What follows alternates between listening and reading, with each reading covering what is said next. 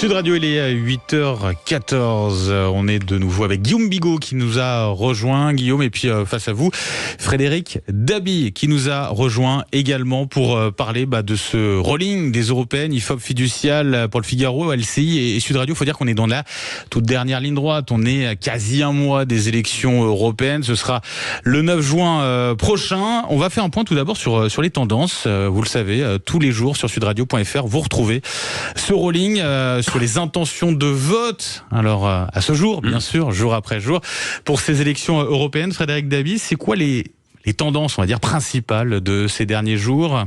Les trois tendances que je vois qui sont assez proches jour après jour dans un contexte, on n'est pas encore dans la dernière ligne droite, les Français sont pas encore rentrés dans cette campagne, même si l'intention de participer est quand même beaucoup plus forte qu'en 2019. Est-ce que c'est l'effervescence du vote sanction ? C'est un élément à prendre en compte. Un RN qui fait la course en tête à des niveaux stratosphériques. Depuis la liste RPR-UDF de Simone Veil en 84, personne n'avait dépassé 30-31%. Elle avait fait Simone Veil 42,5% en 84, avec un RN qui est fort partout. Dans notre enquête d'hier, par exemple, la liste Bardella est à 30% chez les retraités.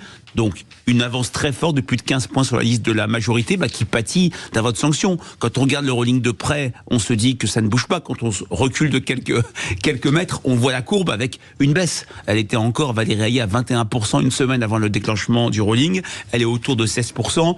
Une difficulté à rassembler l'électorat Macron parce que une partie importante de cet électorat, j'ai envie de dire, retourne au bercail de François-Xavier Bellamy, de Raphaël Glucksmann surtout. Et troisième enseignement, la percée. Glucksmann, 3 points d'écart avec la liste Valérie Hayé, 13,5%.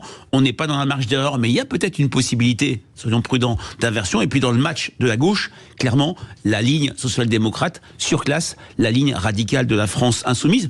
On sait très bien qu'une élection européenne n'a jamais, traditionnellement, d'impact sur le cycle électoral. Une exception, cette élection, et c'est pour ça peut-être que les gens ont envie de voter, et sauf dissolution que personne ne peut prévoir ici autour de cette table, la seule élection à dimension nationale du quinquennat. Donc peut-être que ce qui sortira des urnes le 9 juin aura plus d'impact que par le passé. Et Guillaume Bigot, plus d'impact, et puis ce qui joue aussi sur l'intérêt, peut-être la participation, de se dire que voilà, c'est une élection finalement qui peut être aussi un moment charnière, un moment peut-être de sanction de la politique d'Emmanuel Macron. C'est maintenant ou jamais, quoi. Alors, moi, Frédéric est le spécialiste de l'étape et du sondage. Moi, je pense que d'abord, il nous confirmera, mais l'abstention est la véritable variable d'ajustement dans cette affaire. C'est ce qui peut faire des écarts à l'arrivée, et notamment pour la liste Bardella qui caracole en tête, parce que il y a une abstention traditionnellement forte pour les européennes, et il y a une abstention encore plus forte pour les électeurs du RN aux européennes. Donc, on va voir si cette nationalisation de l'enjeu, si le fait que Bardella morde sur d'autres CSP maintenant, il y a des choses qui sont quand même très étonnantes en matière de CSP+. Bardella est quasiment plus haut que Valérie Hayé. Il arrive à sortir, je dirais, de l'écosystème naturel du RN en mordant encore faiblement, mais un peu sur les retraités, par exemple, dans la France de l'Ouest, etc. C'est le premier point. Variable d'ajustement, abstention, faut vraiment faire très attention. Deuxième point. Est-ce que c'est pas la deuxième élection européenne, je pose la question aussi à Frédéric Dabi, où on n'assiste pas à une sorte de duel en quelque sorte, quoi. Alors, le duel était beaucoup plus net en 2019, puisqu'on avait la liste macroniste et on avait la liste du RN, souvenez-vous, qui se tirait la bourre. Donc vraiment, ça confirme aussi la nationalisation complète de cette élection européenne, finalement, sur des enjeux nationaux. Et là, on voit finalement une nationalisation en demi-teinte, c'est-à-dire qu'on a bien le premier, le challenger, enfin on a bien Jordan Bardella, et en face, on a deux listes qui sont un peu molles, quoi. Finalement, une liste quand même qui monte, celle de Glucksmann, et la liste d'Hayé qui descend. Moi, la question que j'ai envie de poser, c'est est-ce que vraiment il y a l'explosion façon puzzle du macronisme, c'est-à-dire la droite et la gauche se reforment sous nos yeux, ou est-ce que c'est simplement on ne sait pas laquelle des deux va pouvoir incarner, disons, la France d'en haut ou la France des bobos? Frédéric Dabi. Oui, je partage l'analyse de Guillaume, et je trouve la référence à 2019 très intéressante. Vous vous souvenez, Benjamin, le rolling IFOP fiducial de 2019 avait donné 6 ou 7 inversions, croisements de courbes entre la liste Nathalie Loiseau et la liste Bardella. Ça s'est terminé à 0,9. On était quand même dans le vrai quand il y avait une telle incertitude. Là, clairement, il n'y a pas d'incertitude. Et c'est vrai qu'on voit les ferments du vote sanction qui a touché le PS en 84, la UMP en 2004, la liste Hollande-Valls, si je puis dire, en 2014, 13% 99. On se souvient que la sanction avait été extrêmement forte et ces ferments du vote sanction se reproduisent dans notre rolling d'hier où il y avait des indicateurs hebdomadaires. On a 41% des personnes qui expriment une intention de vote qui disent « par mon vote, je veux sanctionner le gouvernement ». Et Emmanuel Macron, on était à 2 fois moins en 2019. Et en 2019, Emmanuel Macron sortait du grand débat. Il incarnait pour la droite l'ordre et la sécurité après les Gilets jaunes. On n'est plus du tout dans ce contexte-là. Alors, je ne parlerai pas de bloc mou, je parlerai d'une force qui a du mal à éviter le vote sanction, avec une incarnation intéressante mais très peu connue des Français, Valérie Hayé. Il y a beaucoup de débats dans les prochaines semaines, elle va sans doute se faire plus connaître, même si la forme hier, on va en parler, était quand même un peu légère face au rouleau compresseur Jordan Bardella, et quand même une liste PS Place Publique, j'ai envie de dire une liste Glucksmann qui a la chance d'avoir potentiellement 3 sources électorales. Le vote Jadot de 2019, l'homme fort de la gauche, le vote Mélenchon de la présidentielle, dans le rolling d'hier, 25% ou 26% des électeurs Mélenchon choisissent Glucksmann, c'est même monté à 33% en début de semaine, et ce vote Macron, c'est-à-dire le retour au bercail dont vous parlez, Guillaume. Allez, on reste ensemble sur Sud Radio, Guillaume Bigot et Frédéric Dabi. On revient dans un instant. Je vous le rappelle, on va parler aussi des européennes à 8h30, 9h, l'invité politique de Jean-Jacques Bourdin, la tête de liste LR pour ces européennes, François-Xavier Bellamy. On continue justement de débattre, notamment de ce rolling que vous retrouvez sur sudradio.fr, les intentions de vote à un mois pratiquement des élections européennes. À tout de suite. Le Grand Matin Sud Radio, 7h, 8h30, Benjamin Glaise. 8h24 sur Sud Radio, vous le savez, je vous le rappelle, tout à l'heure, 8h30, Jean-Jacques Bourdin, son invité politique, François-Xavier Bellamy, député européen et tête de liste LR pour les élections européennes. D'ici là, on continue de débattre avec Frédéric Dabi, avec Guillaume Bigot. Une donnée intéressante, assez marquante, c'est quand on fait le calcul, l'addition de toutes les listes de gauche, on arrive à peine aux intentions de vote de la liste RN, Jordan Bardella, qui se permet même de draguer les électeurs qui, je le cite, ont eu le cœur à gauche et qui auraient perdu bien avec la gauche les valeurs républicaines, qui aimeraient les retrouver. Donc pourquoi pas au RN, Guillaume Bigot, une réaction par rapport à cela ? Bon, d'abord, ça correspond à une tradition aussi de droite, qu'on appelle le gaulo-bonapartisme. C'est André Malraux qui disait du RPF, c'est le métro aux heures de pointe. Donc voilà, le RPR à sa grande époque avait aussi une dimension très populaire, très populo, avec un électorat populaire. Donc il retrouve ça finalement au RN. Deuxième point, la question quand même, est-ce que la gauche est toujours à gauche ? C'est-à-dire, la gauche, qu'est-ce que c'est ? Au fond, c'est l'alliance entre la raison, la promesse des Lumières, et la défense de la question sociale des petits des 100 grades. Alors, excusez-moi, mais du côté des écolos, qu'est-ce que c'est ? C'est les murs végétalisés, les trottinettes, c'est-à-dire pour les CSP+, des centres-villes, améliorer le cadre de vie et fermer les usines et démolir l'agriculture. Très bien. Qu'est-ce que c'est la gauche du côté de Jean-Luc Mélenchon ? C'est exciter l'extrême droite islamiste dans les cités, qui travaillent les cités, qui veulent voiler les femmes et s'attaquer aux juifs. Très bien. Qu'est-ce que c'est la gauche maintenant du côté de monsieur Glucksmann ?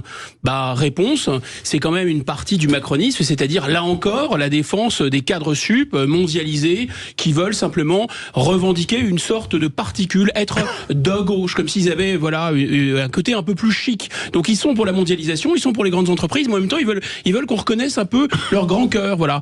Donc moi, à mon avis, la gauche étant plus à gauche et le Parti communiste étant un peu faible, c'est le Rassemblement national qui la recapte. Oui, on a eu cette tendance historique déjà de cet électorat populaire communiste, en partie qui a rejoint les rangs du Rassemblement national. Frédéric Dabi, est-ce qu'il a raison ? Est-ce que ça peut jouer, Jordan Bardella ? Est-ce qu'il peut choper des voix à gauche encore ? Il en chope déjà quand on parle, je suis oublié la gauche, quand on parle des catégories populaires.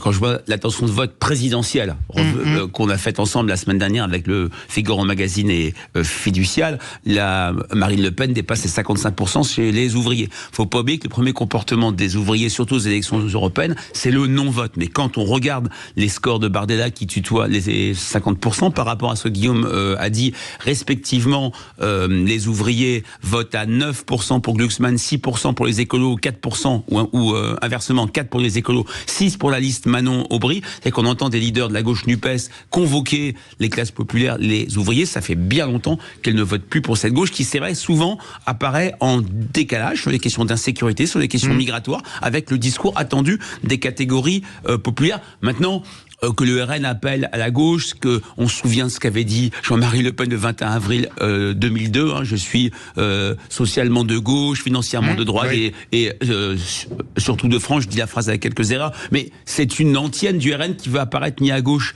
ni à droite. Mais en tout cas, ce qui frappe, c'est la gauche qui a un problème d'espace, un problème d'incarnation. Jean-Luc Mélenchon est l'homme populaire et l'homme politique le plus impopulaire après Éric Zemmour dans notre baromètre il faut fiducial pour Paris Match et Sud Radio. Et également un problème de logiciel idéologique, puisque sur quasiment tous les sujets que la France insoumise préempte, le racisme systémique, la police tue, les émeutes qui étaient des émeutes sociales, etc., ils sont en décalage, ils ne sont pas suivis par une majorité de sympathisants de gauche. Mais peut-être qu'ils sautent aussi cette élection européenne, peut-être que c'est pas leur objectif, qu'ils visent peut-être à moyen ou plus long terme, en tout cas, Guillaume Bigot, notamment sur cette logique du pari, la France insoumise, de parler, de mettre en avant sans cesse ce conflit israélo-palestinien. Oui, mais là, il y a quand même un problème pour eux, c'est que leur force, c'était à la fois une certaine forme de radicalité, la bordélisation, parce qu'ils sentaient, et c'est une analyse qui n'est pas fausse, qu'il y a une telle frustration et une telle colère, toutes choses égales par ailleurs dans le pays, qu'ils arrivaient à capter ça. Très bien. Faire du conflit. Faire du conflit. Maintenant, ils font du conflit, ils ont trouvé Gaza pour faire du conflit. Glucksmann a trouvé l'Ukraine pour rassembler ses troupes, d'ailleurs, en vis-à-vis du macronisme, pour essayer de prendre au macronisme cette espèce de flambeau de la défense, finalement, des intérêts constitués ou du statu quo. Et en réalité, dans cette grande manœuvre, on voit pas très bien où est, ce que le LFI a à perdre, c'est la domination, c'est l'hégémonie sur la gauche, parce que là, Glucksmann est en train de les doubler quand même. La force de LFI, c'était soit d'incarner une unité, mais ils ont bordélisé eux-mêmes, ils ont saboté eux-mêmes leur coalition électorale. Et deuxièmement, l'autre force était quand même d'être très majoritaire pour pouvoir tous les rassembler. Et là, ils ne sont plus majoritaires, ils n'arrivent plus à les rassembler, ils sont doublés par une autre force qui est à gauche. Donc c'est très très gênant pour eux.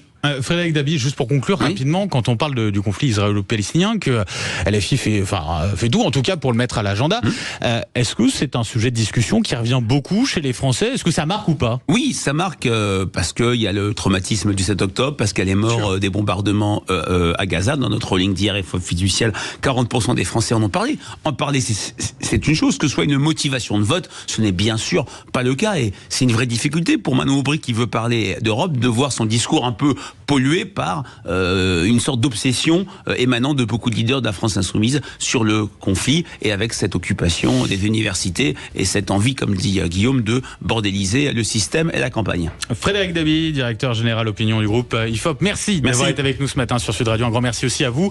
Guillaume Bigot, je vous redonne rapidement les résultats du rolling sur les intentions de vote. Pour l'instant, le RN en tête 31%, 16,5% pour la liste Renaissance, 13,5% pour la liste Parti Socialiste Place Publique, Raphaël Glucksmann, et puis derrière égalité les Républicains 7,5%, la France Insoumise 7,5% aussi, justement puisqu'on parle des LR.